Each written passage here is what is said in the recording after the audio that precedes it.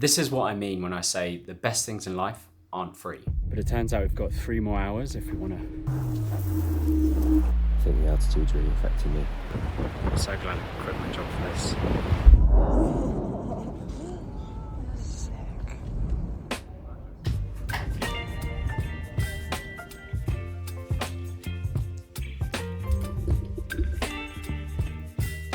If you're new here, allow me to introduce myself. I'm a medical doctor with no job, traveling the world with no plan. Giving myself time to pursue other things outside of work, like making these YouTube videos. And we are currently in Antigua, Guatemala. And I decided to make this video this week because we just hiked a live active volcano right near this town. And I had a few realizations whilst I was hiking this volcano, mostly around the cost of things, but not in the way that you might think. And I also wanted to introduce a concept which is pivotal to our well-being and our life as human beings. There are moments in life where everything just clicks and the struggles feel worth it. Psychologists call them peak experiences, which I'll go into more detail as the video progresses.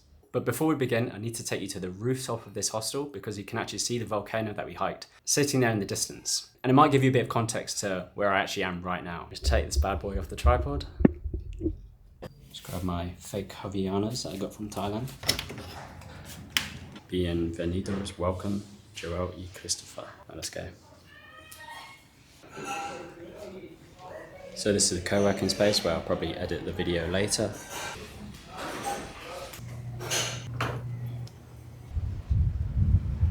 And just over there is the volcano that we have hiked. Let me zoom in on that for you. It's a little bit obscured by clouds at the moment, but you'll get a better view of it very shortly. Okay, so it's the night before our volcano hike tomorrow, a 2-day hike, and we've got a super early start tomorrow, and I haven't even packed. I basically need to get all the pertinent items from, all the important items from this big bag into my smaller day pack. So I'm gonna get my together and catch up with you soon. Okay, so this is all the rubbish I'm taking. Clothes for tomorrow, spare jumper, cap, towel, shorts, long sleeve top, coat, because it's going to be cold, rain cover stuff, butt wipes to wipe our butts, socks, to meds and toiletries, power bank, snacks, maybe a bit too many snacks, but you can never have too many snacks. And then it's all going to have to go in this bad boy. Okay, bag is packed. Time to go to bed for a 6 a.m. wake up tomorrow morning. Let's go. That's it. Okay, we're good to go. So we just wait outside this church to get picked up.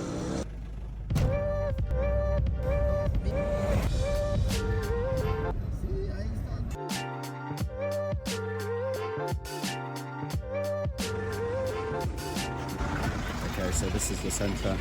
This is where we drop off our big luggage, one on my back, and then we just carry these little packs up the volcano. It's a beautiful day, ready for this hike.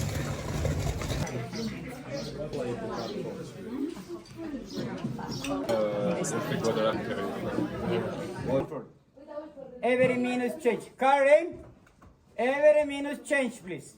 So the guide was basically giving us a safety briefing, telling us how dangerous the volcano was, how careful we needed to be. Apparently in 2018 there was a big eruption which killed at least 100 people, and there's multiple tourists who have died just hiking the trail from things like hypothermia because it gets so cold up there. So yeah, somewhat worrying. So we've been warned that it's really cold at the top of the volcano, so they've just given us a load of extra clothes while we had to pay for them.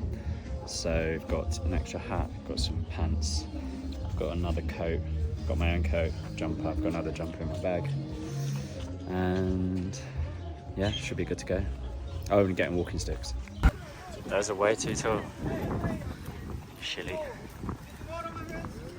Hasta mañana, hasta mañana. Ciao, chicos. Ciao, hasta luego. Gracias. The hike has begun. It's quite a big group actually, it's like 50 people.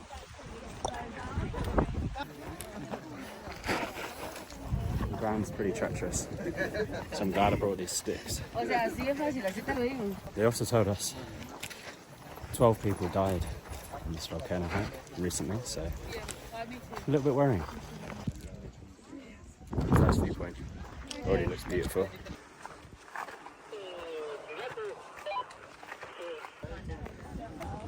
Stop number 2.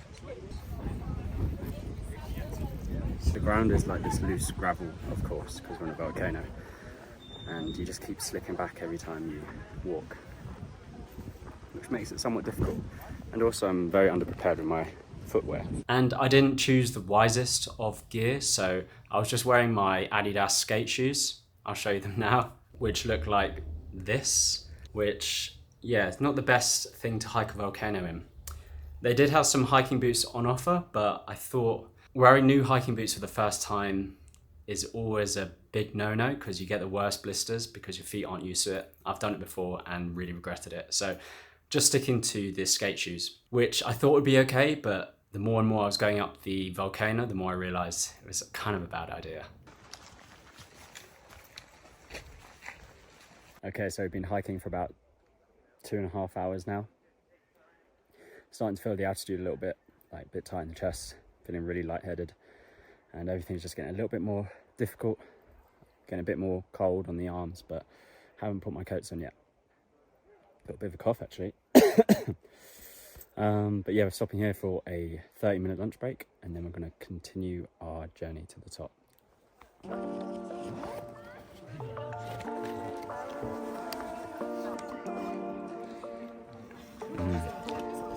Very delicious.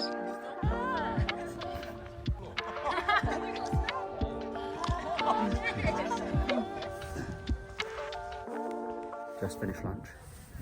Clouds moving in. Hopefully it doesn't obscure the views.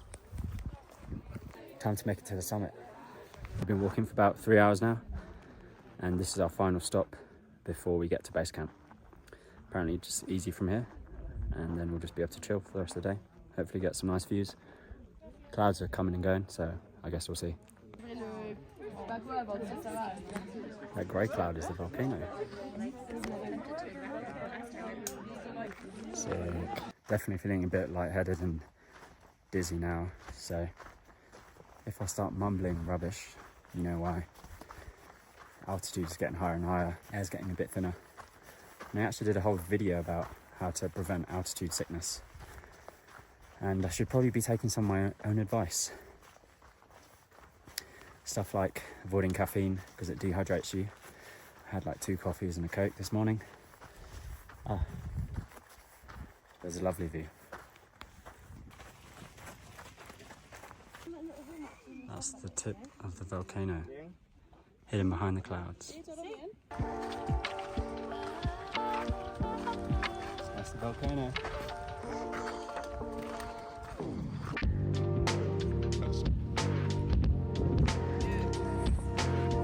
Spurting out those fumes. Live volcano. It's the first for me. And we're nearly at camp.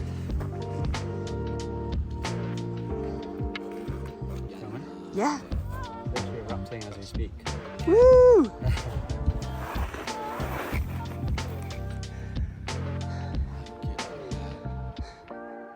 So the Adidas skate shoes are kind of struggling, but they've taken us to base camp.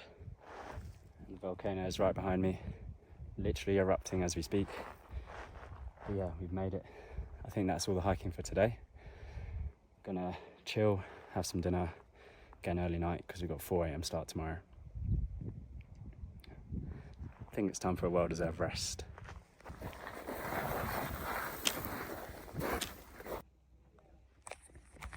But I can't just show you the good bits of travelling. I have to show you the not so good bits too. Nice. So beautiful views. But another ugly side of travelling full time is sleeping situation. This is supposed to fit 4 people. No, but there's a sleeping bag to sleep in, and then blankets on top because you're probably. It's a 4 people cabin. It's a 4 people cabin.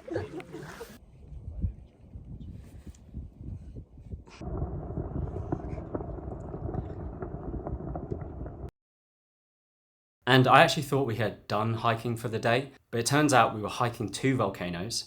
One was the Fuego, which was the one which was spouting out the lava. And the second one was the Acatenango, which was one of the highest points which allowed a 360 sunrise. And this hike to the actual Fuego, to the lava, was to be done on the same day. And it was an extra 3.5 hours on top of the 4.5 hours we'd already hiked to get to the base camp. So we had to decide then and there if we were going to make the extra effort to go to the lava, or we'll just chill at base camp and then wake up early the next morning for sunrise. So I actually thought that was all the hiking for today, but it turns out we've got 3 more hours if we want to walk up the actual volcano, which we do want to do. Does mean we'll get back to camp quite late though, and we've got 4 a.m. start tomorrow, so yeah, it's going to be a struggle, but I think it'll be worth it. Yeah, it's already absolutely stunning, and I hope you're not disappointed, but potentially it could be even more stunning, so you better keep watching.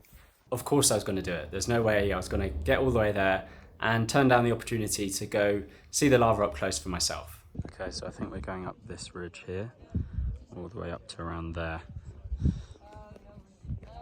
in about 3.5 hours. Let's go.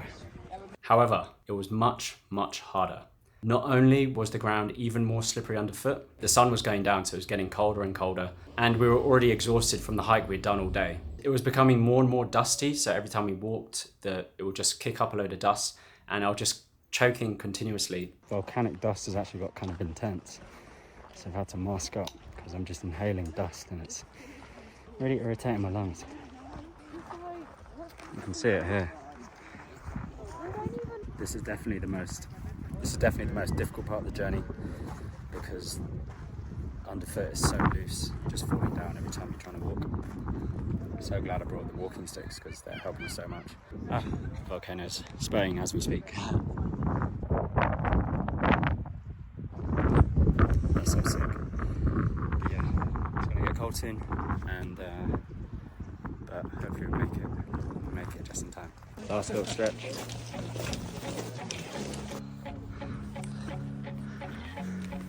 I had a headache, I felt dizzy, I felt like I was really struggling with the altitude. But we kept chugging along as the sun was setting behind us.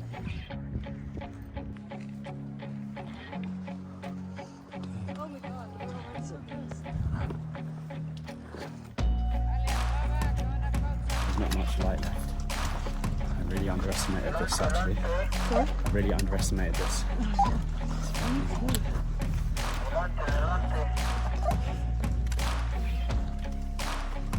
And to be honest, I was really struggling, as I'd consider myself a fairly fit and healthy individual, so I really underestimated how difficult this would be. And as we got higher and higher up the volcano, we could see the smoke closer and closer.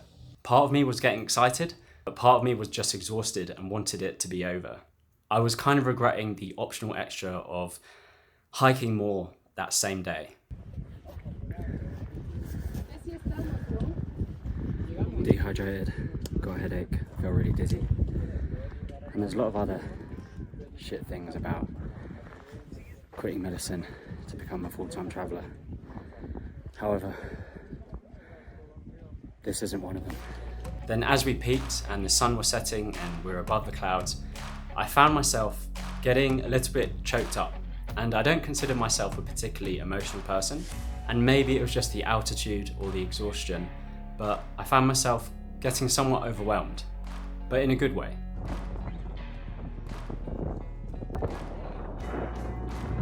This is one of the maddest things we've ever done. I'm so glad I quit my job for this. Then the volcano started shooting out some lava. And seeing this up close, hearing the rumble, really being next to the volcano, this was pure awe. It's the kind of moment you'll never forget. The kind of moment that makes the pain, the exhaustion worth it. And not just worth it, but part of the whole experience. You can't have this without this. It's part of the package. Everything in life has a price. But it wasn't over yet. We still had to climb back down this volcano and back to base camp to have some dinner and also get a good night's rest for an early start tomorrow to climb another volcano for the 360 sunrise. But this time on the climb down, it was in the dark, so that made it twice as hard. To be honest, I thought Going up was hard, but coming down is way harder because it's pitch black, and I've fallen on my arse like 5 times. How many times have I fallen on my arse, Jay? Like 5 times. Like 5 times. One time I literally fell directly on my back, but luckily I was wearing my backpack and it just completely cushioned my fall. But yeah, I think we still got a while to get back to base camp. So yeah, this is so much harder than I thought it would be, so much harder, but we carry on.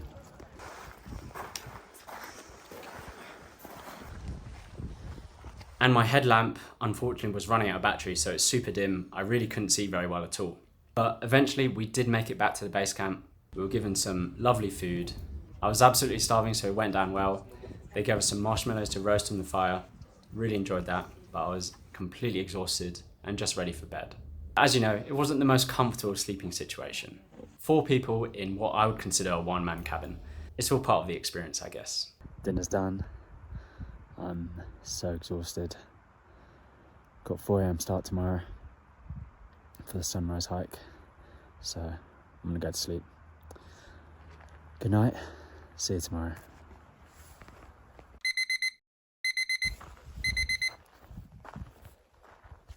It's 4 AM. I think the altitude's really affecting me. My headache has gotten a lot worse and I didn't sleep very well. Now we have to walk for a whole another day and also run out of water. I'm not feeling so dehydrated, which is definitely not helping with the altitude sickness. Alright, I think we've got to crack on. And then we started the next hike up the Acatenango volcano. And I was very sleep deprived, I was very dehydrated, we'd actually run out of water, and for some reason I thought we'd just be able to refill at base camp. Turns out you couldn't. I had to ask the guide for some extra water and they very reluctantly gave me some. Of course they charged me an extortionate amount of money for it, but I would have paid any amount of money for water at that point.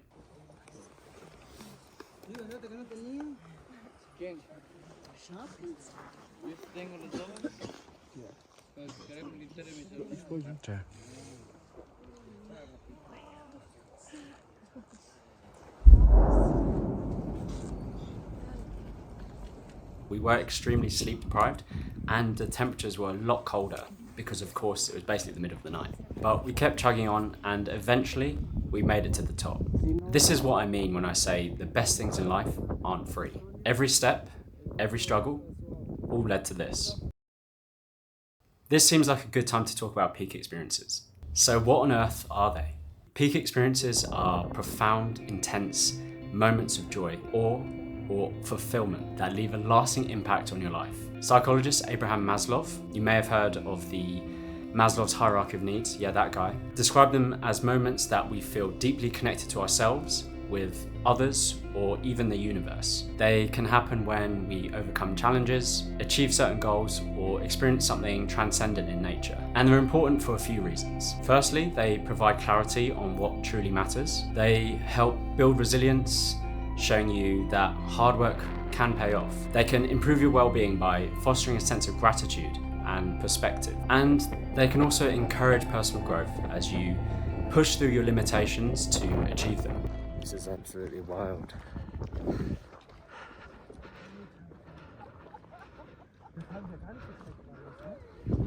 I've not seen anything like that in my life. Sunrise on a volcano. Yeah, it was worth it, for sure.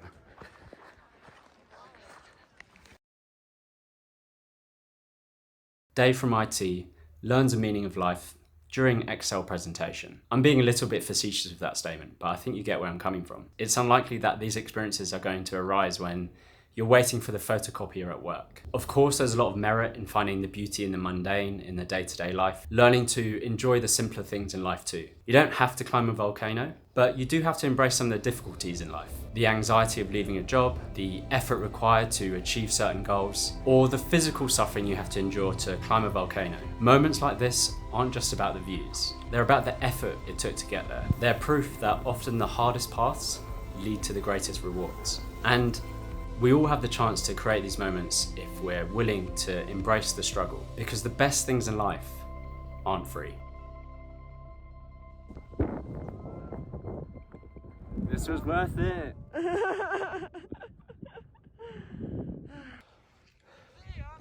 So we're making our way back down to base camp now. It's so slippery because it's like gravel which is covered in ice. But I can't wait to get a nice hot coffee, have some breakfast at base camp. And then after base camp, it's back down to the bottom.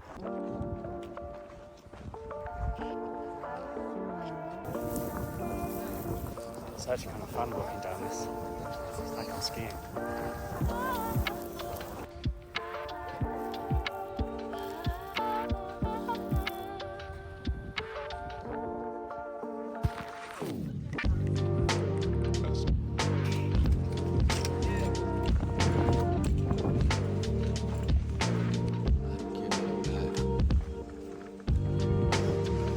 Alright, we made it.